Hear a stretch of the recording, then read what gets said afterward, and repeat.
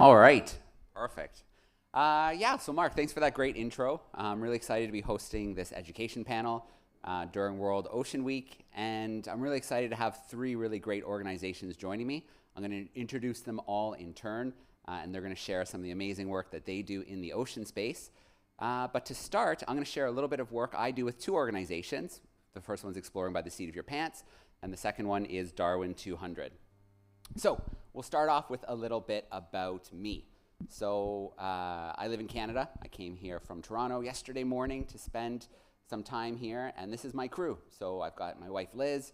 She puts up with an awful lot. And then I've got my kids. So Finn just turned 11 and Nora just turned 7. In my past life, about a decade ago, I was a teacher. So I taught math and science, grades 7 and 8. And then this is my favorite thing to do. So this is my attachment to the ocean. I love to dive. I love to be underwater. Any excuse to sink beneath the waves is a pretty good one. And then I get to work with some cool organizations. So I'm an explorer and a fellow with National Geographic Society. I'm a fellow here and was elected to the board 2 years ago. And then also a fellow with the Royal Geographical Society in the UK. So let's get right into the action. So Exploring by the Seat of Your Pants and Darwin 200 are what we're going to talk about today. So Exploring by the Seat of Your Pants, I launched, it'll be the 10th year next year. So we're all about inspiring the next generation of scientists and explorers. And we do that by bringing those on the front lines of science, exploration, conservation, and adventure live into classrooms around the world. So virtual guest speakers, virtual field trips. You can see a lot of pictures here of classrooms in action. They get pretty excited to be taking part in these live events. And we try to bring them to the most remote regions of the planet, to the front lines of what's happening all over the world. We also really like, when we can, to send satellite units in the field and broadcast live from some of the most remote regions of the planet. So we've been places like Clipperton Atoll. In the middle there, you can see a volcano in Guatemala, Gabon, the Agui River, Antarctica on numerous occasions, and down there is California with the elephant seals on the beach. Most importantly, what we do has always been free for classrooms. We're a nonprofit in Canada and the US. We've never charged a classroom for what we do. We want a level playing field where any classroom anywhere can take part in as many events as they want throughout the school year. They join in camera spots and interact directly. They stream live on YouTube, play Kahoot quizzes, send their questions in the chat, and then everything records so anybody can come in and join. And one of our favorite things is ocean events. So I've got a few examples queued up here. The first one that just started playing is the Aquarius Reef Base. So the NEMO missions, when NASA and ESA astronauts go down to train to prepare for their space missions, sometimes we get to beam in with classrooms, and the astronauts share what it's like living underwater, living and working, spending their time diving. So this one here is Aquarius Reef Base. We like to connect with them. Sometimes we get out on the ocean and we beam classrooms live with Alvin. So Alvin is a very storied submersible. And so this is Alvin on the back deck of the Atlantis, and they've got it up on the frame, and they're going to lower it into the water. So the crew are on board, there's safety divers on top, and they're lowering it into the water while the classrooms are asking questions.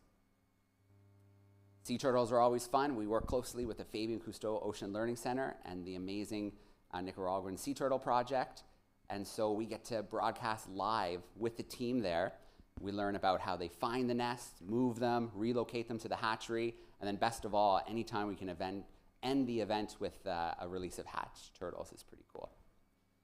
And then aquariums are a lot of fun too. So this is Ripley's Aquarium in Toronto, and these are the zebra sharks. So they have to train the sharks to be ready for medical procedures. So we beam into that training while they're working with the zebra sharks, feeding them, and then they'll turn the sharks over and put them into tonic immobility. So they can take blood samples and do tests and things like that. And this week, we have our World Ocean Week events with the club. So as this website scrolls through here, you will see that we have about 16 live events this week. It has been non-stop hosting of events. We connected with Sandcob, which is a penguin rescue center in South Africa.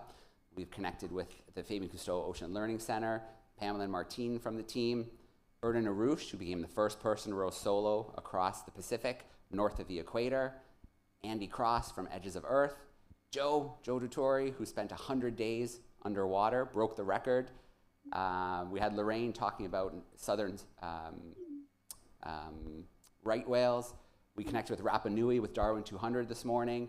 Bev talked about foraminifera with us. Pierre, who's going to be with us in the event, shared some of our ocean adventures. It goes on and on. Don Wright, Rigs to Reef. Victor Vescova will hang out with me at the end of today. And then tomorrow we have another jam-packed schedule. So I want to talk to you more specifically about Darwin 200, which is our big latest ocean adventure. We are teamed up with an awesome organization, and we have a beautiful tall ship, the Oosterschelde, and we are spending 2 years following Darwin's voyage of the Beagle. So there's 32 legs. You can get a feel for the map here and what we're getting up to. We left Plymouth in August, and since then we have crossed the Atlantic, around South America. We just wrapped up in the Galapagos, and the ship just arrived 2 days ago in Rapa Nui, so Easter Island. So I want to show you our ship. This is our beautiful ship, the Oosterschelde. I was just on board about a month ago and sailed from Peru to Ecuador. It's a beautiful ship, 3-masted schooner. It's the last of its kind. Yeah, it was turned into a freighter at one point, but it's been lovingly restored. It's been on expeditions around the world, and it is our ship for the next 2 years. So August 2025 will return to Falmouth.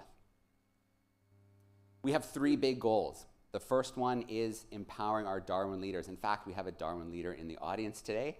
Eero, how are you doing, Eero? Good. So our Darwin leaders, every port that we stop in, we bring in 18 to 25-year-olds from around the world who are already showing promise and excitement towards conservation. So they come out with us, they get paired up with an organization, a local conservation group, and a filmmaker, and they spend that week in the field documenting, learning, new tools, new skills, and then they, hopefully, after they create their videos and media, will go back home and start their careers in conservation and be the next 50 years, be leaders in their countries. We've got the world's most exciting classroom, which I'll talk a little bit more about in a moment, but every week we beam live from around the world, wherever the ship is, and we'll talk a little bit about that in a moment. And then we have research on board. So every leg has different researchers coming on board. We're doing ocean plastics, coral transects, shark stuff, eDNA, looking for invertebrates. The list goes on and on and on. Let's take a little highlight reel of the Darwin 200 so far. This was our departure from Plymouth in August. It was a pretty big deal. Lots of people came to see us off. The first time we kind of raised the sails and we started this 2-year journey.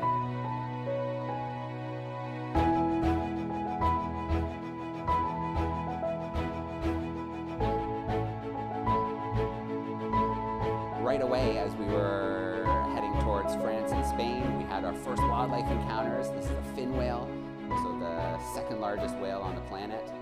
Our drone pilots are incredible. Flying the drones from moving ships with the wind, it's not easy. There has been some splashdowns. For the most part, we've been pretty lucky. And they had little time lapse of just what it's like on the ship, sails going up and down, people climbing up into the masts. It's incredible to sail a tall ship.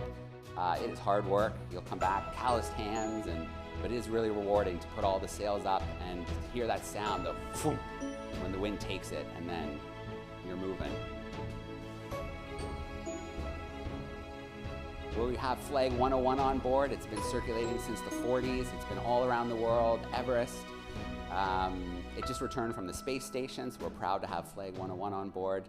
And here we're flying it at Fernando de Noronha, just off of Brazil. And here we are arriving in Rio, one of the most iconic harbors on the planet. We spent 10 days in Rio, running all over the place, live events for the community, live classroom events from the Atlantic rainforest, all over the place. So Rio was a great stop. The Falklands, pretty amazing, and Atlantic Galapagos. So our camera crew was out there. We have hundreds and hundreds and hundreds of hours of footage. It's gonna take us a long time to get through it and create documentaries and videos and things for classrooms. But the wildlife in the Falklands is absolutely amazing.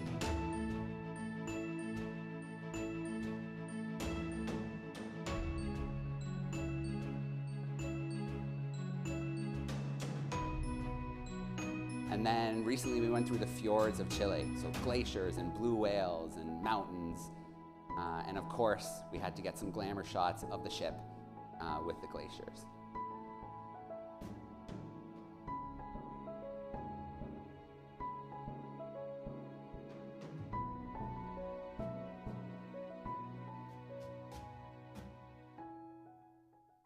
All right, and that pretty much takes us up to date.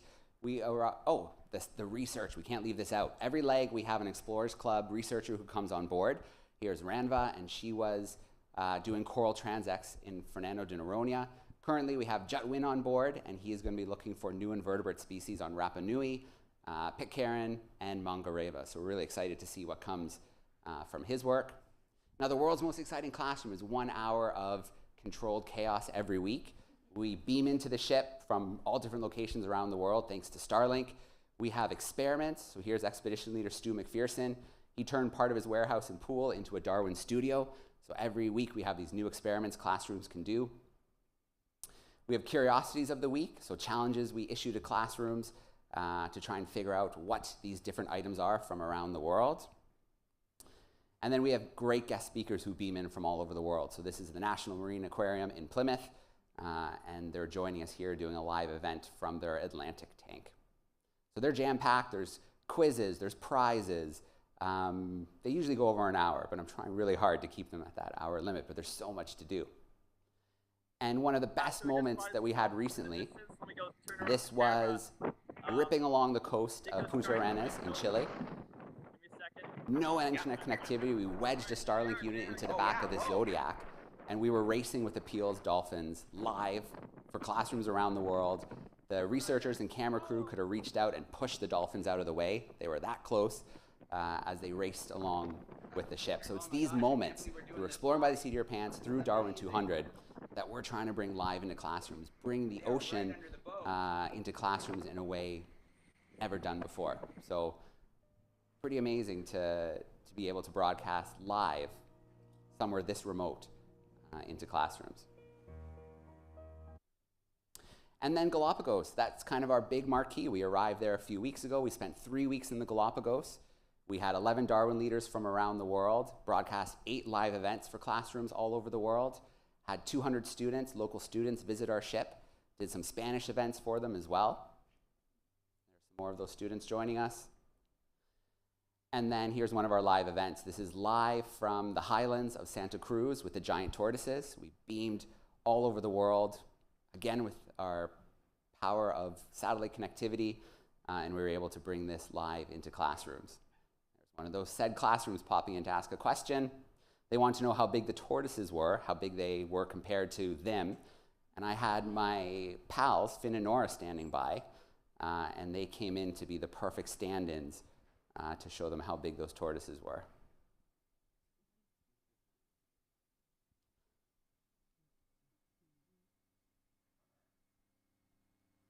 There they are, our tortoise measurers. So pretty awesome to be able to broadcast these kind of things live to classrooms.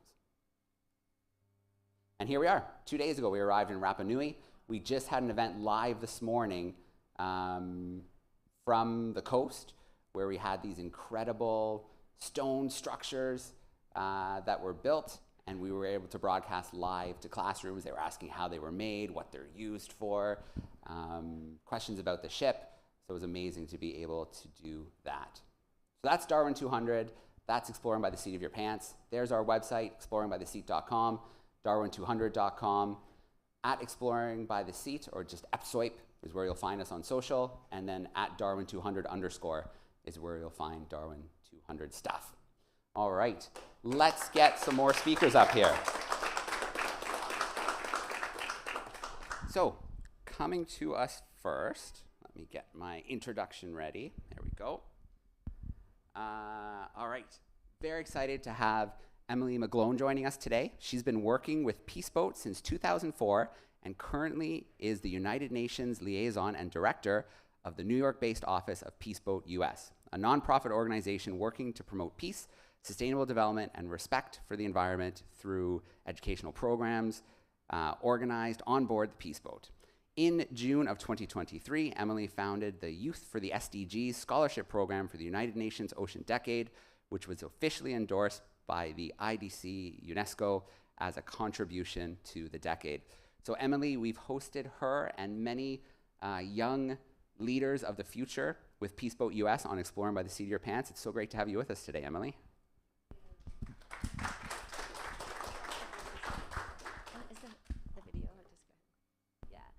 Hi, everyone. Thank you so much for having us here at the Explorers Club. It is my great honor to be here during our World Oceans Week celebrations.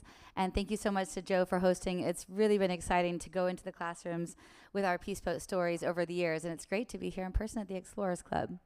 So as you saw, the Peaceboat is a ship that really travels around the world. We have a 2,000 person capacity ship that has started as an international NGO from Japan.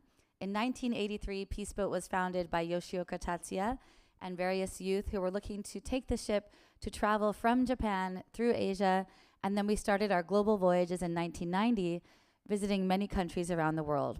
Currently, we travel on 3 global voyages each year, visiting around 20 countries during each voyage. So you can see here we have the different routes all the way up to the north, where I took a group to the Arctic just this past year.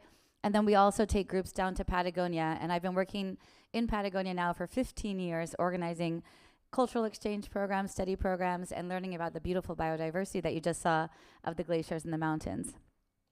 On the hull of our ship, we have the SDGs logo painted large and bright so everybody can see that we are sailing for the SDGs and really raising awareness for sustainability wherever we go.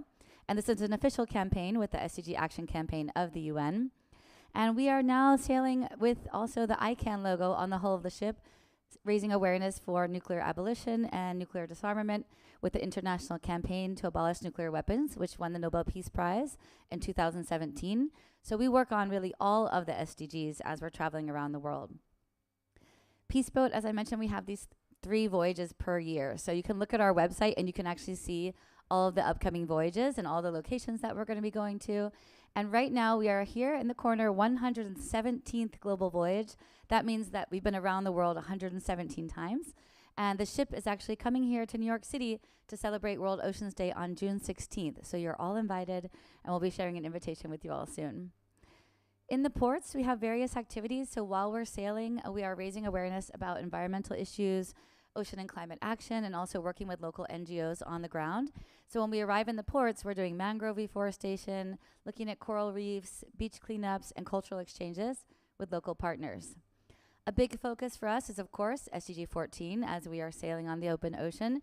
So we started the Ocean and Climate Youth Ambassador Program. This is specifically for young leaders from SIDS, small island developing states, who are really the ones on the front lines of climate change and ocean degradation. So we have many of these youth leaders coming together, sharing ideas and solutions as we go around the world. And then together with these youth, we have guest speakers and educators who travel on the boat with all of us. So I'm sure that each one of you could be an incredible guest speaker or a mentor to our youth leaders. And as we're traveling, we have experts like Cristiana Figueres and others talking about the important global issues that we're facing and also solutions to encourage young people to continue to take action and also give them the tools that they need for a future.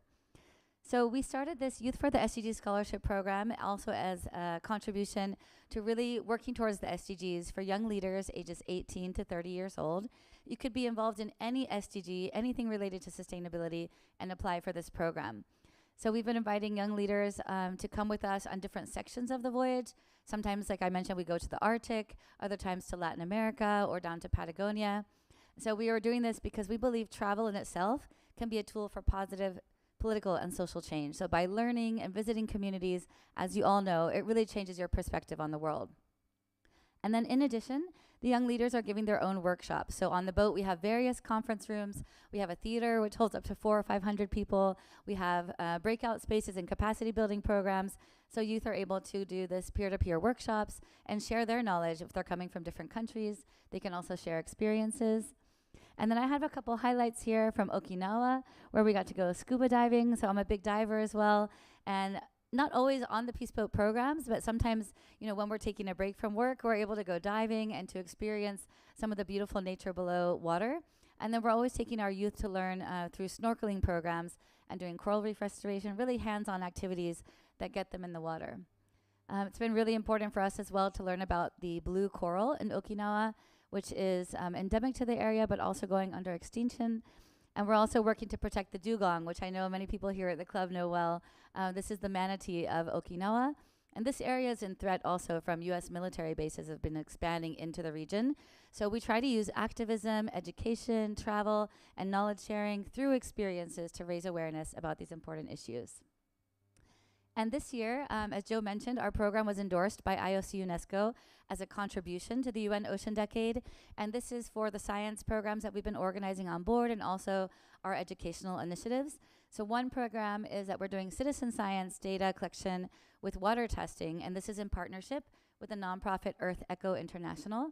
So we've been doing turbidity, temperature, oxygen, and also looking at the pH levels of the water in the different ports that we visit, and then sharing this data with the UN Ocean Data Information System called ODIS. And that's an important part of the Ocean Decade. So really empowering youth to take the data samples, learn about how it's being impacted by climate change or how pH levels are different in different areas, but then also sharing that data, which is very important with our United Nations partners.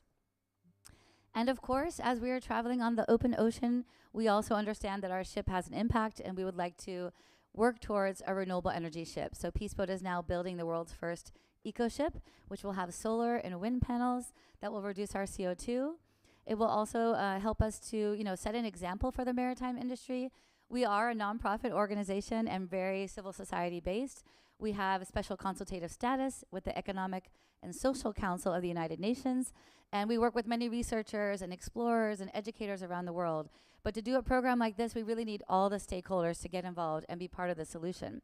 So we hope to have a marine research laboratory on board. Wouldn't it be amazing to sail on a ship like this where you could really get close to nature? And then we'll use our solar and wind power to really also help reduce our CO2 and produce all the lighting needs we have for the ship itself. And this will help to contribute to ocean science and research, data collection, and it will be the ship of our future voyages sailing around the world to all of the 20 ports. And with that, I would like to see if we can introduce also the EcoShip video, just to give you an idea of what the ship will look like in the future.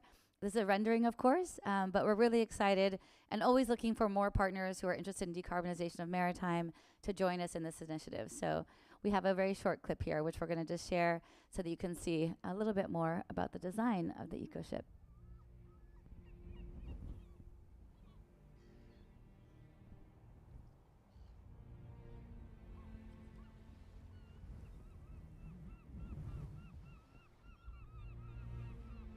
And our ship will be the same as we have with the Peaceboat now, around 2,000 person capacity, with the solar sails, as I mentioned, and the wind panels here.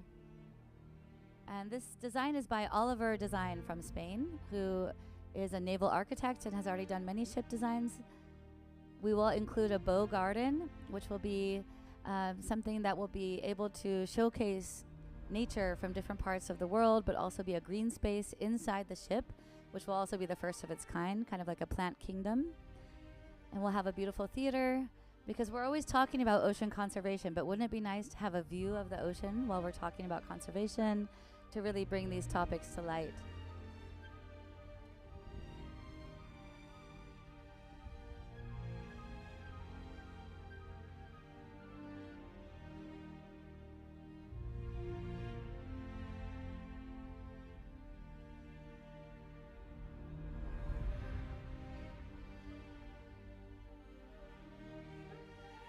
And of course, this will be like a multi-space area where we can have outdoor activities, but we also use these spaces for conferences and education. Peaceboat is primarily an educational organization, so we have more than 60 events taking place every single day on board the ship. And I'm sure we'll have many beautiful sunsets while sailing at sea. So this will be the end of the back deck. And this is really our dream for the Peaceboat. So we've been working towards this project for nearly a decade now, planning and collaborating, getting our EcoShip charrette together and experts in the field. So we hope to have you all on board and sail with us in the future. Thank you so much for having us.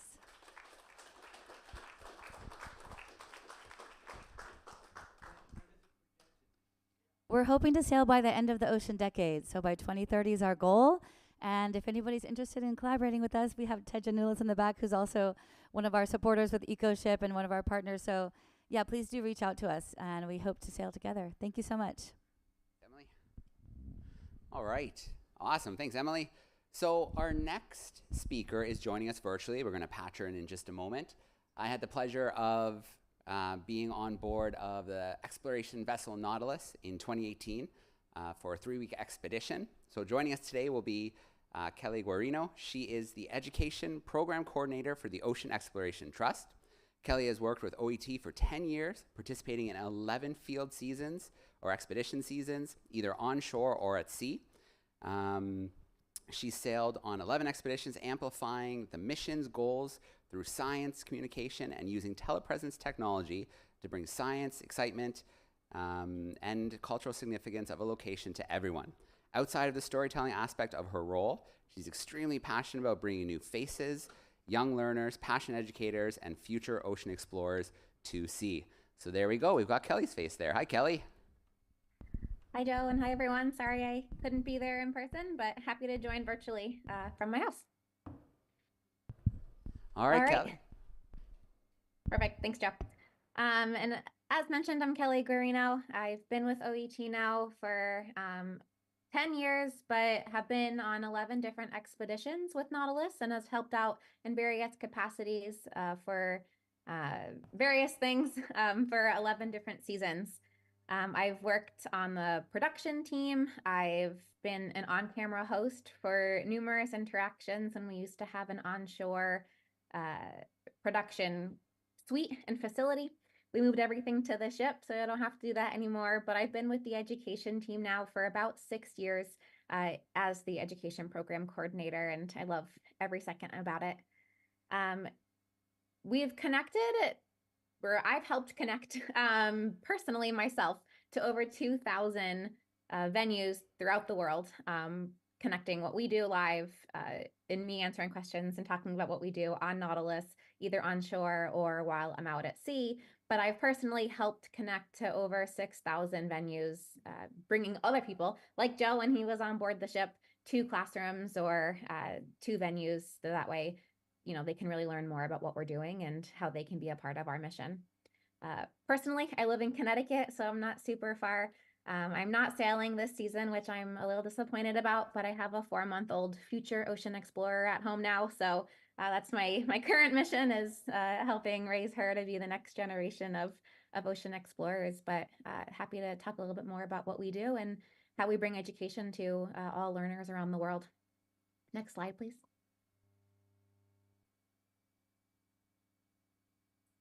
All right, so part of our mission is to explore the ocean, seeking out new discoveries while really pushing the boundaries of technology, innovation, and most importantly, education and outreach. We are a learning vessel, so we really strive on having all facets of people on board the ship in different capacities, from interns, which we'll talk about in a little bit, to masters of the skill in various roles on board. Next slide, please. And I want to talk a little bit about our ship. So it's not as fancy as the last one that we just saw. EV Nautilus was built in the 60s in East Germany, but has been retrofitted to do what we need to do as an exploration vessel. It's one of the few, there's probably only a handful of true exploration vessels in the world, and we are one of them. We are owned and operated by the Ocean Exploration Trust, but our president and founder is Dr. Robert Ballard. So everything we do and what he does is really try and bring ocean exploration to the forefront of education, outreach, but also to the science community. It's a 224-foot or 68-meter vessel, and really is equipped with all the latest technology to help bring what we do in the deep sea. So as Joe was showing some amazing footage of the surface of the water, we're really exploring much deeper, and I'll talk a little bit about that and how we do it, where no human divers can actually go to. There's 32 science members on board and 17 ship's crew, helping make sure the ship is operating smoothly. And it's really a two-tiered approach to how we operate. First, we map, and then we use the ROVs, remotely operated vehicles, to go down into the seafloor. Next slide, please. And I'll talk a little bit more about, how we explore, but briefly, this is kind of how our operation works. We map the seafloor to know where we're going and what we're going to be looking at. Some of our expeditions are solely mapping with our multi-beam sonar system, which is mounted to the hull of the ship.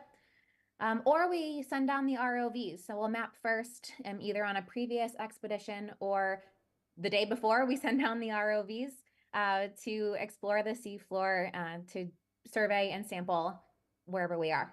And lastly is through telepresence. We bring everything we do live 24/7 throughout our season. So even if you're not on Nautilus, you can go onto our website and join and be a part of the mission. You can type in questions and comments and send in requests to our science party, and really be immersed in what we're doing, which I think is a really unique opportunity for anyone, not only scientists, to be a part of the mission and join in to what we're doing.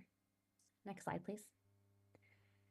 So I just wanted to mention that we've been exploring since 2009, and we've had over 1,400 people from 48 states, we're just missing 2, in over 55 countries sail on Nautilus. But as mentioned, that's just being on Nautilus. So we do have a program called Scientist Ashore, where scientists or graduate students or even undergrad students, if they're passionate about something specific, can join our Scientist Ashore program. And even if they're not on Nautilus personally throughout the season, they are able to be a part of the expeditions and request samples or talk about the mission and really be an intricate part of what we do on a day-to-day basis throughout our season. So these are just numbers of who's been on Nautilus, but our reach of who has actually participated and been a part of the expeditions is far greater than these numbers.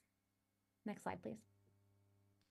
So I just wanted to show you where the ship has been. I won't talk about all the different locations, but we started off again in 2009 in the Mediterranean and Black Sea, moved across the Atlantic over to the Caribbean, stayed there for a few years, crossed the Panama Canal, and we have currently been in the Pacific since 2015, and don't see ourselves leaving anytime soon. We're actually making our way farther and farther into the Central Pacific. So wide range of expeditions, and it's, you know, covering a lot of different area, but all of the different pinpoints when you're on our website, you are able to click on each one and read a little bit about each of the locations that we've been to. So if you're really curious about wooden shipwrecks or amphora in the Black Sea and the Mediterranean, you can go click on those pins. Or if you're from the Caribbean and want to know a little bit more about places that we've been there, you can click on all of those, and you can also see where we are currently.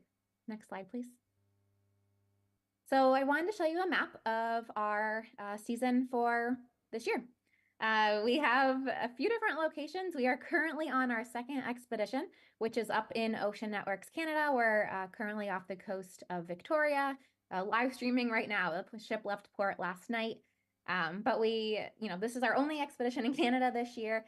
But now after this one, we'll be moving more towards Central Pacific. We've been based out of Hawaii for the past few years, but we are going to be going to lots of different sanctuaries and monuments this season, including the Pacific Remote Islands Marine National Monument, going to Jarvis Island, going to Howland and Baker Islands.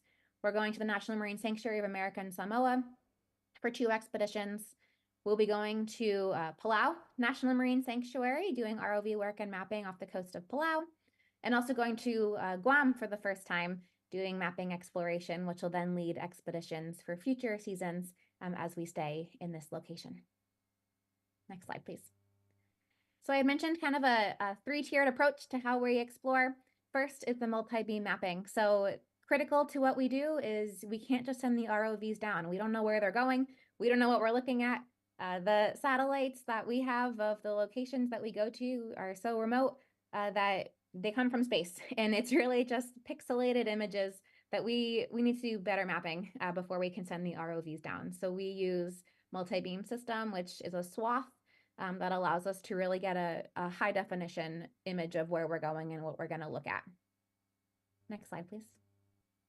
But really the main thing everyone wants to watch, even though I think mapping is pretty important, main thing everyone wants to be involved in are the ROV expeditions that we have on board Nautilus. We have 4 different ROVs that we primarily use. This season, we are mostly going to be using ROV Hercules and the tow-sled Atalanta.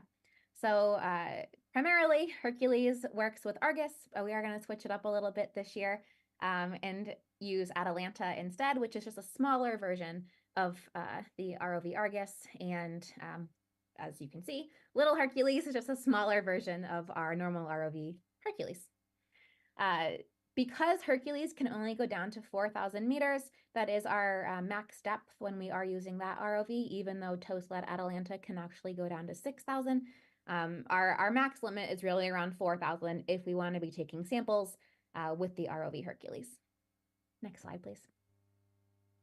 And then this is where we work. So not only do the students and educators who come on the ship go here, but also all the scientists, the ROV pilots, navigators, engineers, everyone that is standing a watch will come up into the control van. And since we don't use human divers, we use the robots to go into the water. This is where we are working up on top of the ship in the control van, seeing everything live as it's happening and exactly what you're all seeing when you're watching our website during the expeditions. So it's a really amazing opportunity to sit in this van and be up there in real time, seeing what the ROVs are seeing, even if we're not down on the seafloor. Next slide, please. And I wanted to show some of the things that we see.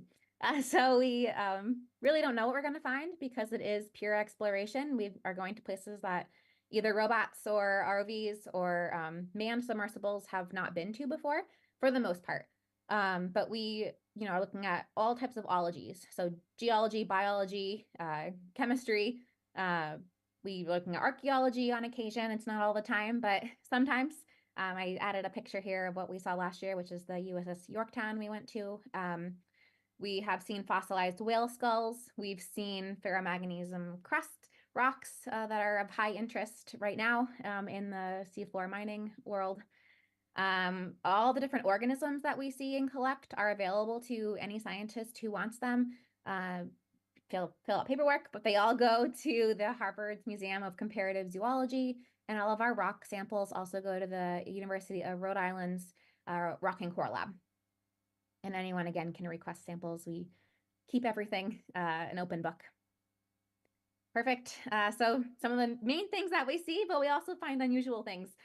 We did find a megalodon tooth, which we thought was a rock. So again, pure excitement of exploring is that you don't know what you're going to find, and finding a tooth was definitely on the unusual list for us.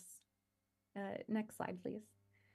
I wanted to highlight one of our current and largest funders for our expedition, which is the NOAA's Ocean Exploration Cooperative Institute, or the OECI.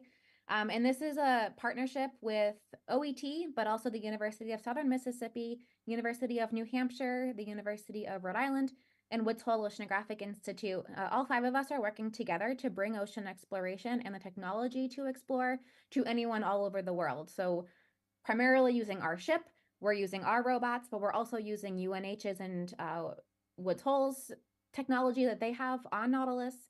We're streaming that live through URI to locations all around the world. We're bringing students from the Southern Mississippi to Nautilus and bringing what we do to them through live streaming. So really big partnership with all 5 organizations to bring what we do to anyone who wants to be a part of it. Next slide. So OET, now to what we do in our education. OET STEM programs are really a 4-tiered approach, which is collaborate, educate, engage, and inspire. All of those we touch upon in everything that we do. Next slide. We really want everyone to feel like they're a part of our core of exploration and a part of our team. So we really strive to make sure that every single person who sails on Nautilus can see themselves in a role model or in someone else that's at sea. So if, they don't get to maybe go to sea themselves, we really want to make sure that they're able to see themselves in somebody that is at sea, in the hopes that, as future generations want to come explore, they feel empowered to do so. Next slide. So what we do now, we are currently live streaming. So as I mentioned, we're off the coast of Victoria in Vancouver right now. But when you're on our website, you can, again, type in questions and comments. You can look at the map of where we are. I took this screenshot yesterday, so it's changed a little bit. But you're able to read up on the technology. You can watch the live stream again 24/7. So classrooms, museums, science centers, public events, anyone can join and watch live as it's happening. So you're really a part of the expedition, even if you're not there on the ship.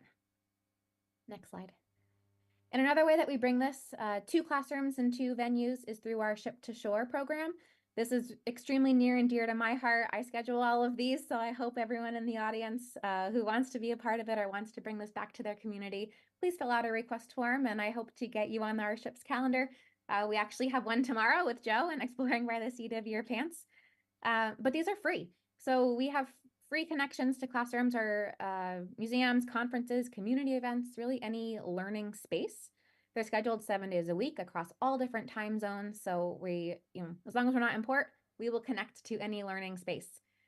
We're really connected again to bringing role models to young people, especially in Title I schools, inland communities. We're really pushing hard for locations in the Central Pacific right now, but again, anywhere we will connect to. I love trying to see what different organizations and what different groups we can talk to. We've talked to everyone from preschool to senior citizens to general public. Really no venue is off limits. So please do look at our request form. Next slide. And again, bringing role model resources to venues and to mostly classrooms and learners, but you can go on our website and look up every single person that has sailed on Nautilus. Everyone has a bio. You can read up on who's who on the ship. You can watch under the Corps of Exploration careers. You can watch videos on each of the different careers that we have on board the ship. And there's whole resources on what careers you can have to sail on Nautilus, but also back at shore. You don't have to be an ROV pilot in your real life to be an ROV pilot on Nautilus. You don't have to be a seafare mapper every single day. Maybe you're into GIS or you're doing something else, but you're passionate about mapping. Then you can still sail on Nautilus. So all of these career pages are, I think, really critical for learners around the world to see not only the careers that we have on Nautilus, but also the different opportunities they can have in their own communities with a passion for going to sea. And next slide. We also have free education resources for K-12 learners. We have STEM learning modules in a wide range of fields, again, really leaning towards STEAM. It says STEM, but really leaning towards STEAM. We want to bring all of these concepts into your classroom. So there's warm-ups, there's design challenges, there's creative artwork or activities, there's week-long lesson modules, if that's what you're also doing in your class. So we cover a wide range of opportunities for educators, but also not only classroom educators in all different facets to bring this into their learning spaces. Next slide. And I wanted to just highlight a few of my favorite education resources for K-12 learners. We have an activity book. This is really geared maybe towards late elementary age students, maybe middle school, but I would lean a little bit more towards maybe later elementary students. There's coloring pages and activity books and puzzles and mazes all in this. We highlight technology. We have coding exercises. We have flashcards for the younger audiences that you can print out. There's a PDF of that and get that printed of the A to Z of ocean exploration that we have seen on Nautilus or that's a part of Nautilus. There's a poetry book, if that's also, if maybe you're an art teacher or you're into an English class and you're doing poetry, we have a book of poems as well. So we kind of cover a wide gamut of education resources. Next slide, please. So we have our science and engineering internship program. So primarily, this is for college age students. This is undergrads, graduate students, recent graduate students as well can apply, and you can kind of any school, community college and above. So these are in ocean science, ROV engineering, video systems, seafloor mapping, as well as navigation. Our navigation internship is with the Naval Academy and the Coast Guard Academy, but we've also partnered with STEM Seas. So there's, not only our internship program, we are now bringing students through other programs onto the ship. Next slide, please. And lastly is our Science Communication Fellowship. So this is for educators to come and sail on Nautilus, and this can be formal classroom educators, informal educators, so anyone working at a museum or a science center or an aquarium. Artists and storytellers can also apply to come to sea as well. And you're really the educators on board the ship, telling the story of what we're doing, who we are, what your role is on the ship, bring that back to your community, but also to communities all over the world. And both the internship and fellowship program, this season is closed applications, but they will be reopening in the fall for the next season. Next slide, please. And this is just highlighting some of the things that I've already talked about, but it's just, primarily inspiring the next generation through all of these different programs and making sure everything is available and free to anyone that wants to be a part of it. And last slide is how you can follow us.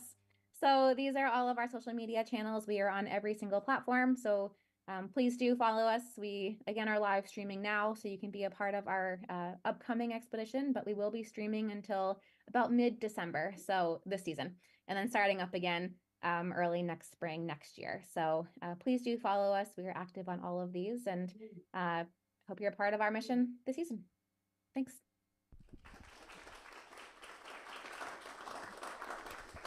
All right, amazing, Kelly. I often look back on my experience on the Nautilus. It was quite an amazing time. So it's an amazing program. I hope people apply, check it out, follow along. It's a heck of a lot of fun, and we're looking forward to hosting on this expedition tomorrow. Okay, we have one more speaker coming up to join us. Here we go.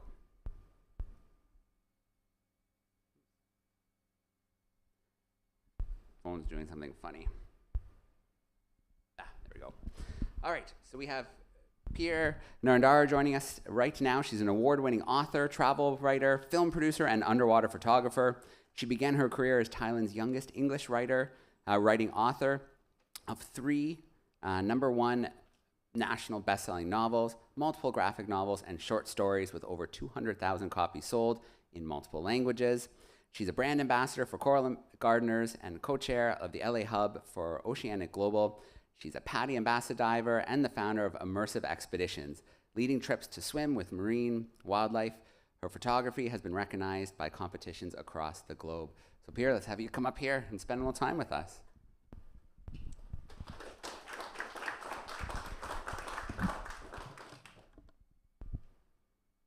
Hi, everyone. Thank you so much for having me here. It's an honor to be speaking at the Explorers Club, especially amongst a bunch of fellow ocean-loving humans. And thank you again, Joe, for having me.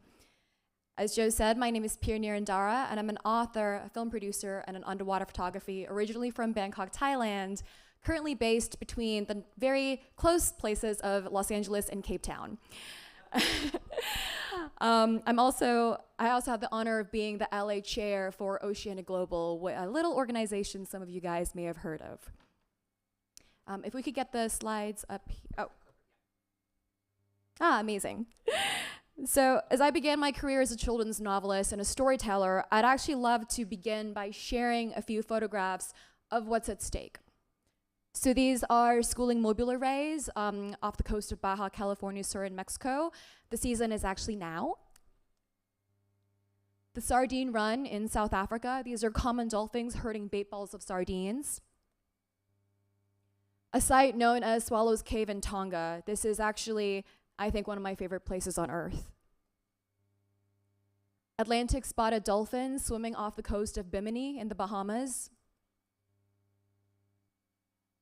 Beautiful, awe-inspiring hammerheads shoaling off of the Galapagos Islands. Does anyone know what this animal is? Anyone want to venture a guess? So it's actually known as a false killer whale, or a pseudo-orca, and this was actually taken just a month or 2 ago off the coast of Dominica. A colony of, I believe, 250,000 strong king penguins on South Georgia Island. Icebergs in Antarctica. Beautiful sperm whales off the coast of Dominica. A humpback whale, this is known as a heat run. It's a mating ritual that occurs. This was taken off the coast of Tonga. Shark Alley in Fakarava. So these are gray reef sharks. A really beautiful site and a marine protected area. 2 little adorable fish hiding beneath the bell of a jellyfish off the coast of Thailand. A blue whale in the Pacific Ocean. A bronzy shark chowing on some bait right there off the Wild Coast in South Africa. This woman, you guys might have actually met her a couple days ago, Zandile Ndlovu. She's also known as the Black Mermaid, South Africa's first black freediving instructor. This is shot in the kelp forest in Cape Town. Again, the mobile arrays. And humpback whales off of French Polynesia. This is a mom and a calf pair that we were swimming with. So, I think those photos just sum up a little bit of why we're here. One of my favorite ocean authors, Bonnie Tsui, has this beautiful quote: "Seawater is so similar in mineral content to human blood plasma that our white blood cells can actually survive and function in it for quite some time." I think that's a really, really beautiful analogy for the fact that we literally have salt water circulating in our veins, and every second breath we take comes from our seas. Oceanic Global's main ethos is to rewild and reconnect. We essentially want to build a blueprint for balance and humanity and our collective well-being through the oceans. How we work is that we see this as a beautiful ripple effect. So starting with reconnecting to our origins, the oceans, using that as a way to inspire action and then to mobilize widespread change across the spectrum. Some of our core program areas, I know we're here to talk about education and campaigns, which I'll dive into.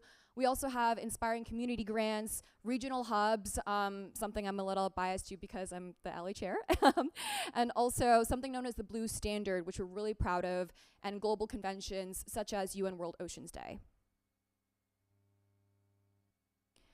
This is a little snapshot of our impact so far. You can see we're pretty good at the educational campaigns part, and all across all varieties of industries. So we believe in both a top-down and a bottom-up approach.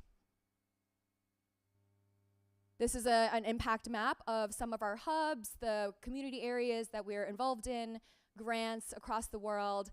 I personally would like to see some stuff in Thailand and a little bit more in South Africa, which would be really incredible. And we have hubs in LA, in New York, in London, and are mobilizing the international front as well. This is our timeline. So Oceanic Global was launched in 2017, and not long afterwards, we became the official partner to UN World Oceans Day in 2019. So it's been about 6 years now. So educational campaigns. We can't protect what we don't know, right? This is something really important, and we really want to mobilize in increasing ocean literacy around the space and learning exactly how do we talk about our oceans and what's at stake. I had the immense privilege of interviewing Dr. Sylvia Earle the other day, and I asked her about in her own mind, what did she see the role of storytelling and of education in conservation? And she said quite wisely that it's fundamental, that caring is what causes us to change, and that it begins with education. To that note, Oceanic Global has produced over 150 educational campaigns across the world. These are some of our community grants. So you can see that we range from places in South Africa, Jamaica, Dominica, across the board. And it's something that I'm also really passionate about because this is working in democratizing the ocean space, opening up the narrative, and also empowering grassroots organizations in a bottom-up approach. Oftentimes, marginalized communities and people of color are overlooked in the conversation, but they are the ones who are most at stake when it comes to ocean conservation and most affected by the plight of climate change. Our regional hubs. So we would love to mobilize our local hubs in achieving global resilience. If anyone is based in Los Angeles or Southern California, please reach out to myself. I'm actually actively building out a steering committee at the moment, including other volunteers. We would love to have you on board. There's so many people doing incredible work in Los Angeles and California, but it's a little bit spread out at the moment, and especially given the hub of Hollywood, the film industry, and storytelling, how do we kind of bridge that gap between the film industry and in conservation, such as some of you might have seen the video of Michael B. Jordan and his shout out for UN World Oceans Day. This is something we really want to activate upon, is celebrity voices and kind of getting other people on board. The Blue Standard. So the Blue Standard is a method of us that we've created for engaging and educating communities outside of the ocean silo. So I believe that most people in this room are within the ocean silo, but we also want to reach the people outside of the silo. It's the first of its kind, and it works in combating greenwashing, establishing universal accountability, and also providing a way of measuring impact. We've worked with over 400 businesses in, I believe, 55 countries. So it's something we're really excited and really proud of. And then our global conventions. So as some of you might have heard of the little event known as UN World Oceans Day coming up. If you haven't already, please do sign up. Even though the event, World Oceans Day is on Saturday, we're actually celebrating tomorrow, and we have a virtual event with a lot of people joining and some incredible speakers, including Dr. Sylvia Earle as well. Here are some of our partners, both from the corporate side and community partners. You might recognize some names here. We've worked a lot with Corona, with Billion Oyster Project, with Sandals Resorts. They're incredible partners in the space for us. We also, when talking about the ocean, we want to open up the space and really discuss who gets to engage in the dialogue. So while we have big names like, Dr. Sylvia Earle and Jean-Michel Cousteau in the ocean space, we also want to activate across the board in names outside of the space who might be able to bring other people on board. Names such as Ellie Goulding or Cara Delevingne or Jason Momoa. Maybe someone learns about ocean conservation because they're a big fan of Aquaman and they see Jason Momoa going and diving with the coral gardeners, which gets them to care. This is something I think that is super powerful, and we believe in we need an all hands on deck approach to come to this and to get everybody on board into saving our seas. Here are some of our metrics and our reach. We're pretty good on social media, which I'm happy to say, and we're just hoping to grow and just spread the message of ocean awareness, ocean literacy across the board. So please, come and join the swell. Sign up to join one of our hubs. We have a beach cleanup going on this weekend as well. And again, if anyone is SoCal or Los Angeles based, please reach out to myself or someone else from the Oceanic Global team. We'd love to have you on board. Thank you for having me.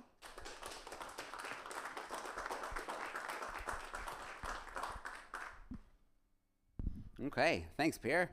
We still have a few minutes, so why Emilie and Pierre, do you want to come sit up at the front maybe in the chairs? We might still have Kelly backstage. Yeah. And then let's start off with audience questions. Do we have questions from the audience for the speakers who are here with us and the work that they're doing, their organizations? Go ahead. Yeah.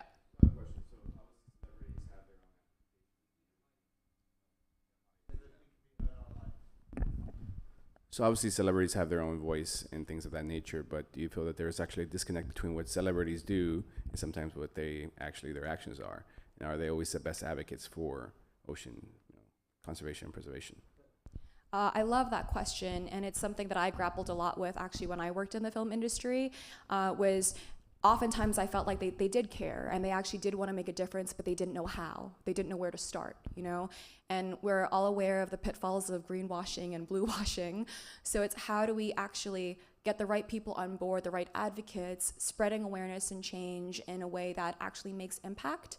I have a couple friends now who, after they've come on an expedition, actually swimming with a whale or a shark or something, they've flown back to LA, quit their traditional Hollywood careers, and have now segued into bridging the gap between conservation and entertainment. So working with big agencies like CAA, UTA, WME, tapping into their client base and saying, okay, who actually cares in the space? Who wants to make a difference but hasn't known how?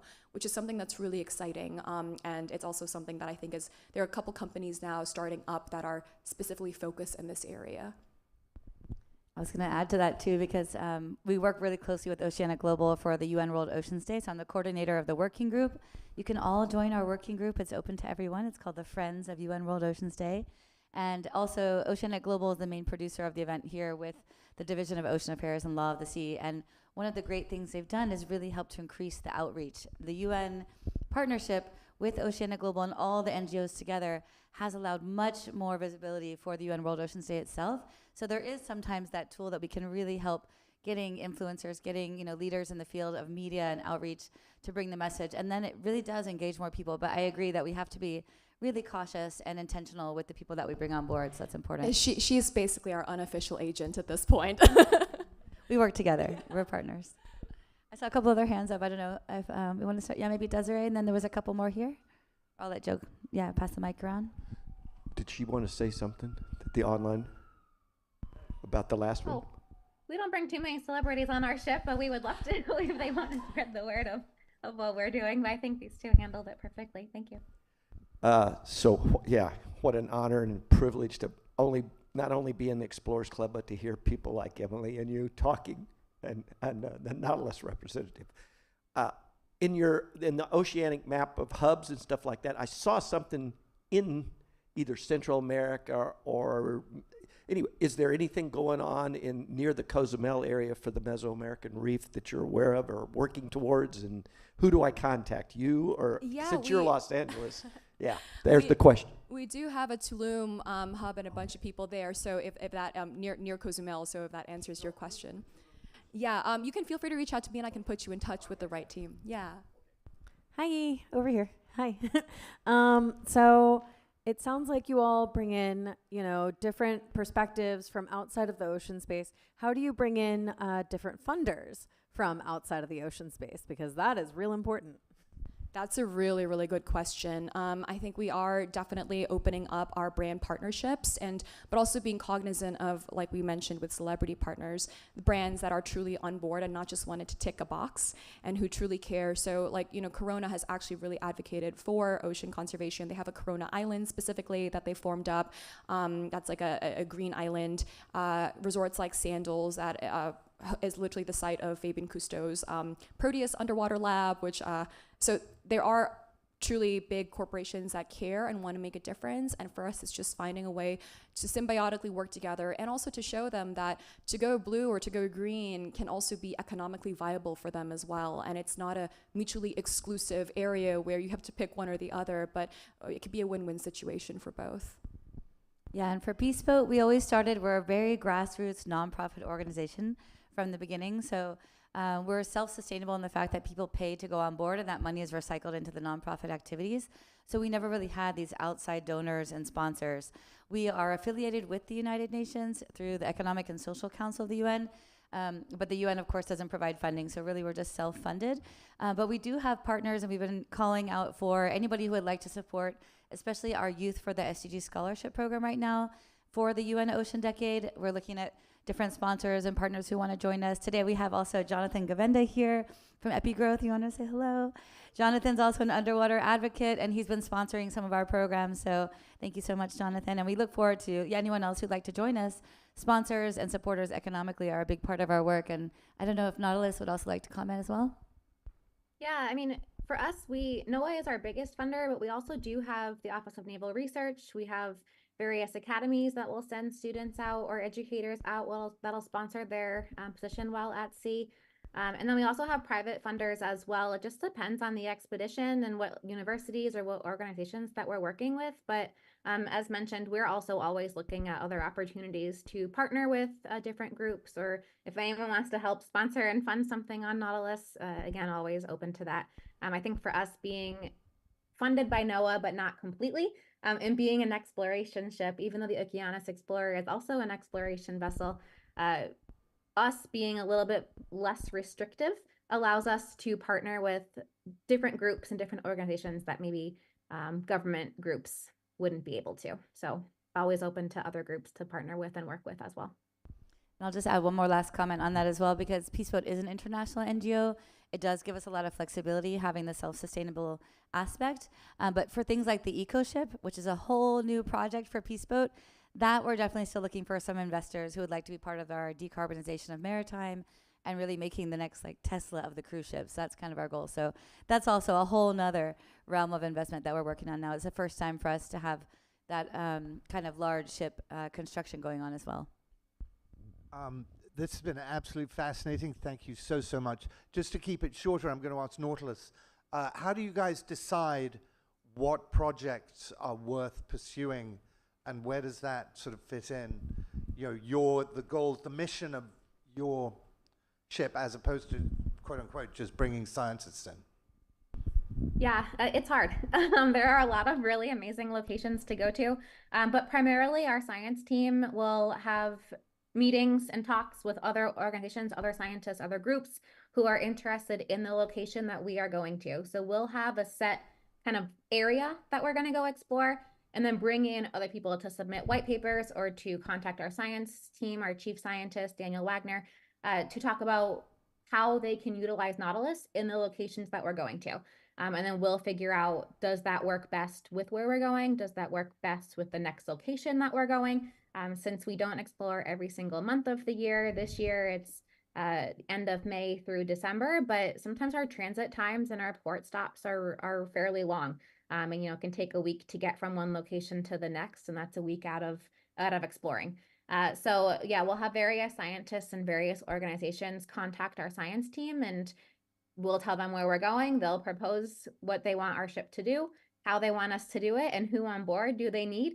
And then we'll figure out how can we make this work, if that's a this year project or is that next year, and go from there. And on an education standpoint, that does allow us to then look at the schedule, look at the expeditions, and figure out how many educators can we have come out to sea with us. What realm can they educate in? Do we need more formal classroom teachers? Do we want more informal? Do we want more from the Central Pacific locations? Do we want more, from various other spots? As well as internships. An ROV expedition will have more interns than, say, a mapping internship. We won't have an ROV engineering intern on board a mapping expedition when the ROVs aren't actually going in the water.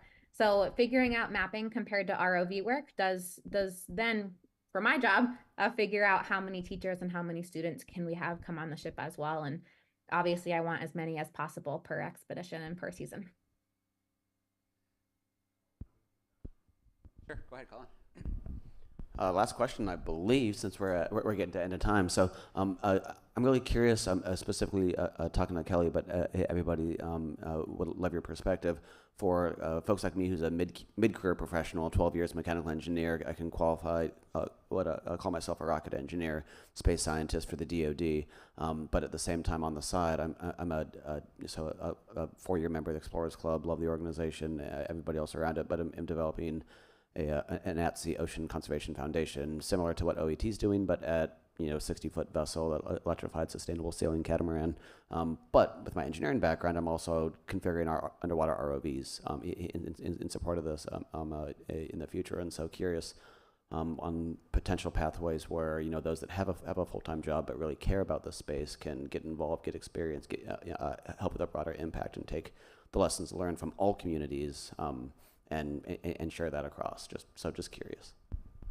Yeah, in terms for at least Nautilus, we have contractor positions, so not only interns, but we have our hiring team who's in charge of each of the positions that we have on the ship. So each season we will post contractor positions, ROV included, data, deckhands, video engineers. So for us, we try and, because there's 3 positions for each role on board the ship during, especially an ROV expedition, the contractors are super important in what we do, and they can be mid-level range. They can have different skills in all forms. For ROV, all forms of engineering doesn't really matter as long as they have a passion for robotics and underwater. So I think for us, the contractor roles are really critical in what we do, and a lot of our contractors come from other positions and other groups that use robotics or use videographers that are either with National Geographic or with different groups, different ships that we work with. So I would check out our contractor page to see what positions are available now, but also in the future. Sometimes that's really helpful to get onto a ship and get more experience. I love that question because I think this opens up a broader discussion about just people advocating and entering the ocean space. I didn't have a linear path into the ocean space, and I feel like a lot of people in this room probably have civilian day jobs as well and what we do outside of the Explorers Club.